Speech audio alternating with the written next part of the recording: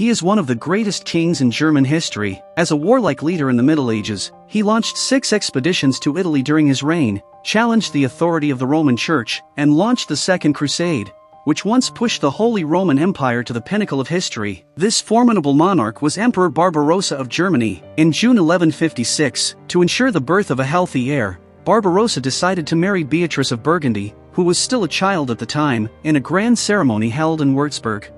However, not everyone agreed with this union. Henry the Lion scoffed at it, laying the groundwork for future conflicts between him and Barbarossa. At this time, most of Italy was under German rule. However, due to the distance of northern Italy from the power center in Germany, many nobles were unable to exert effective control. Northern Italy had effectively become a semi-independent region, with many autonomous cities and duchies emerging, one of which was the city-state of Milan. To control the center of European trade routes, Milan prepared to attack the neighboring city-state of Lodi. In desperation, the Lodi envoys sought protection from the nominal emperor, Barbarossa. The surrounding generals believed that the Milanese were too arrogant and should be taught a lesson. Barbarossa was reluctant to provoke a conflict but promised to resolve the dispute between the two cities. He sent messengers to Milan, ordering the prince not to attack Lodi, or else Milan would be laid to waste. The prince was very displeased with this command, throwing the emperor's letter to the ground and stepping on it, then launching an attack on Lodi. His actions were undoubtedly a challenge to the emperor's authority. When the news reached Würzburg, Barbarossa was furious. He would not allow the Milanese to become an independent state. To warn the other city-states in Italy, he was determined to raze Milan to the ground. Thus, Barbarossa personally led his army and began the first conquest of Milan in 1158. He crossed the treacherous Alps and reached the Lombardy region of northern Italy, receiving support from cities such as Como, Lodi, and Pavia. These city-states had long harbored resentment against the arrogant Milanese. Once the army was assembled, they marched toward the city of Milan. At that time, the soldiers on the city walls were leisurely taking their afternoon nap, only to be startled awake by the sounds of the approaching army. When they looked outside, they saw Barbarossa's forces advancing, and the soldiers quickly rang the alarm bells. This was a scale of army the Milanese had never seen before, and they could only panic and rush into the city to prepare for a desperate defense. However, the Milanese were not unprepared. They had already dug trenches around the city, making it difficult for large siege equipment to approach. Barbarossa, however, was unfazed. The Milanese thought they were safe behind their walls, unaware that they were already trapped inside. Barbarossa only needs to block all exits of the city, and the city of Milan will become their grave. The soldiers continued to attack the fortress with trebuchets. With years of combat experience, the soldiers of the Holy Roman Empire had accumulated extensive knowledge of siege warfare. They pushed shield carts forward, attempting to fill the trenches with dirt-filled barrels to allow their army to approach the fortress. Upon discovering this maneuver, the Milanese quickly used crossbows to repel the enemy. Arrows were shot like raindrops, and countless soldiers were killed or wounded in an instant. Seeing that their plan was failing, Barbarossa ordered the catapults to continue their relentless bombardment, giving the Milanese no chance to rest. Under the continuous assault of the catapults, the defending soldiers suffered heavy losses, and the residents of the city had nowhere to hide, with many dying on the spot.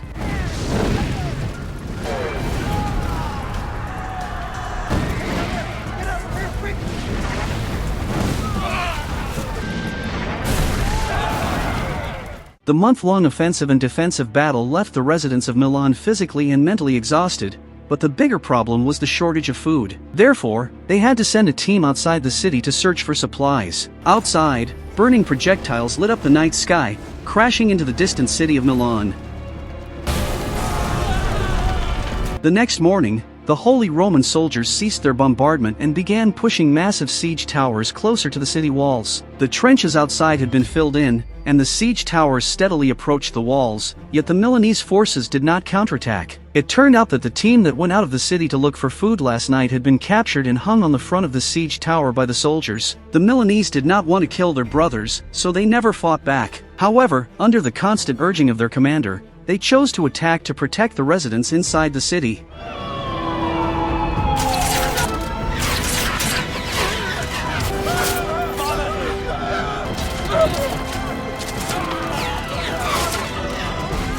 Despite the Milanese soldiers' fierce resistance, the siege once again failed, and the soldiers had no choice but to retreat. That night, the Holy Roman Army entered the city of Milan without obstruction. The commander surrendered, The month-long siege had completely extinguished his fighting spirit. The defeated Milanese had no choice but to lower their proud heads. Milanese deputies, with swords hung around their necks, marched barefoot out of the city to surrender to Barbarossa. The Milanese attempted to use money to escape Barbarossa's punishment, but it was all in vain. They were forcibly expelled from the city, and the entire city of Milan was set ablaze. Barbarossa then set his sights on the heart of Italy, Rome, and under the Pope's coronation, he took the crown and became king. However, not long after, a massive plague broke out in Rome. The populace believed this was God's punishment, and the soldiers thought that the outbreak during the emperor's coronation was an ominous sign. To calm the troops, Barbarossa had no choice but to order a withdrawal from Rome and return to the German territories. The expelled Milanese did not compromise. They secretly organized meetings. The Milanese intended to negotiate with some cities in northern Italy to form a new Lombard League, attempting to restore the city's properties and freedoms. They secretly trained soldiers and formed the Lombard League army, known as the Death Brigade, based on the principles of freedom and death,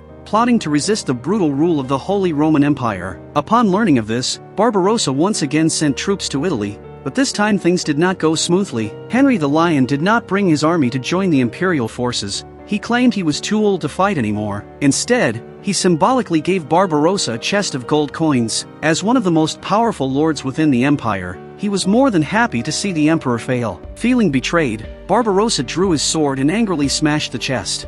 They call you Henry the Lion. You're worthless. Let's go. By 1176, Barbarossa engaged in fierce battles with the Lombard League near Milan, leading to the famous Battle of Legnano in history. Facing only a few hundred cavalry from the League, Barbarossa believed his knights could easily defeat them. He thought that if they could crush the League's cavalry, the infantry would naturally fall without a fight. He then ordered the cavalry to charge.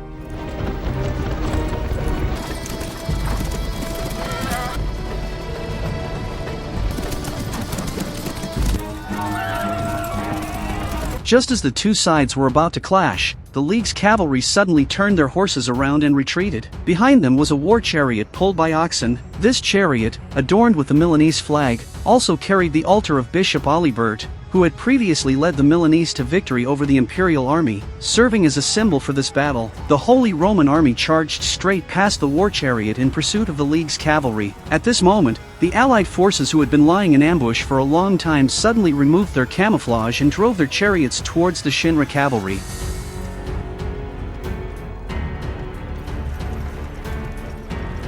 The League had invented a new weapon, a scythe attached to the war chariot, which allowed the infantry on the chariot to continuously reap the Holy Roman cavalry. In this long and bloody battle, the Germans gradually fell into a stalemate, with bodies piling up around the battle flags and the altar.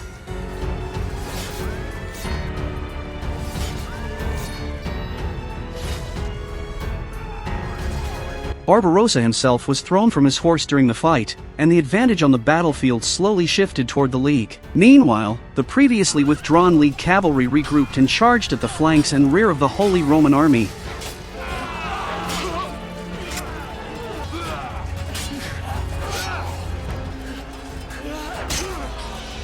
This was almost a one-sided massacre. The commanders of the Holy Roman Empire attempted to reorganize their troops, but it was futile. The defeat in this battle led to the beginning of the collapse of Barbarossa's rule in Lombardy. Nevertheless, the Lombard League continued to fight until 1183. It was only with the signing of the Treaty of Constance that Barbarossa officially recognized the autonomy of the northern Italian cities. The Italian cities acknowledged that the empire's suzerainty still nominally belonged to the Holy Roman Empire. The war ended with both sides making concessions. In the subsequent Third Crusade, Barbarossa led a large army into Asia, advancing toward the holy city of Jerusalem. However, death ultimately did not spare this great ruler. He tragically drowned in a river, carrying with him a lifetime of glory and regrets.